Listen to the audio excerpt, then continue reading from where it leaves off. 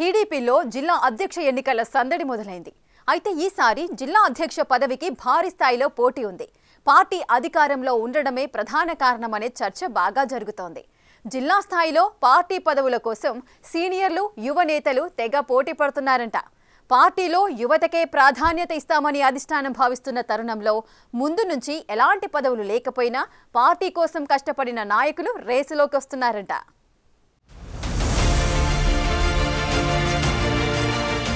టీడీపీలో సంస్థాగత ఎన్నికలు, జిల్లా పార్టీ అధ్యక్ష ఎన్నికలకు సంబంధించి కసరత్తు జరుగుతోంది. ఈసారి పార్టీ టీంలో యువత, మహిళలతో పాటు కీలకంగా ఉన్న నేతలకు బాధ్యతలు అప్పగించనుంది టీడీపీ అధిష్టానం. ఇందులో భాగంగా ప్రస్తుతం జిల్లా అధ్యక్ష ఎన్నికలకు సంబంధించి ప్రక్రియ ప్రారంభమైంది. 3 పరిశీలకులు జిల్లాల వారీగా అభ్యర్థులకు సంబంధించి స్క్రూటినీ, ఇతర కార్యక్రమాల్లో బిజీగా ఉన్నారట.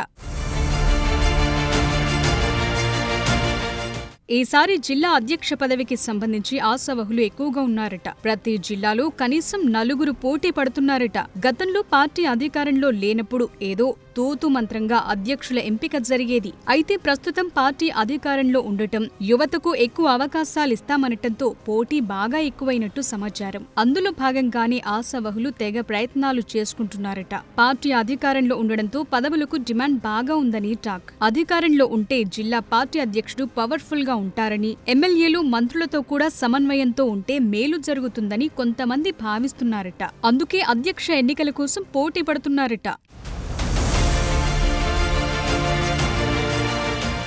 జిల్లా అధ్యక్ష పదవి అంటే కొంతవరకు జిల్లాలో క్రియాశీలకంగా వ్యవహరించే అవకాశం ఉంటుంది. ఇందుకోసమే పోటీ ఎక్కువైందట. కడప జిల్లాలో అధ్యక్ష పదవికి 7 పోటీలో ఉన్నారు. అన్నమయ్య జిల్లాలో 20 మందికి పైగా పోటీలో ఉన్నారంటే పరిస్థితి ఏ స్థాయిలో ఉందో అర్థమవుతోంది. శ్రీకాకుళం, ఉభయ గోదావరి, వైజాగ్, విజయనగరం జిల్లాల్లో కూడా ఇదే పరిస్థితి కనిపిస్తోందట.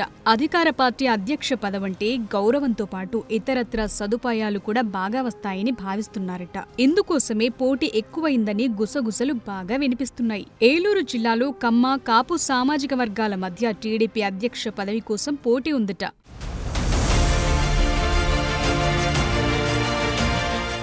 జిల్లా పార్టీ అధ్యక్షులతో పాటు మండల టీడీపీ అధ్యక్షులకు సంబంధించి కూడా గట్టి పోటీ నడుస్తోందట. ప్రస్తుతం అధికారంలో ఉండటం, పదవుల పంపిణీ, నామినేటెడ్ పోస్టులు, కాంట్రాక్టులు ఇలా ఏదో రకంగా లబ్ధి కోసమే ఇతర పోటీ ఉందని సమాచారం. ఇలా కాలం గడిచిపోతే మళ్లీ వచ్చే ఎన్నికలకు టికెట్లు, ఇతర వ్యవహారాల్లో కూడా మేలు జరుగుతుందని టీడీపీ అధ్యక్ష పదవులకు భారీగా డిమాండ్ వస్తోందట.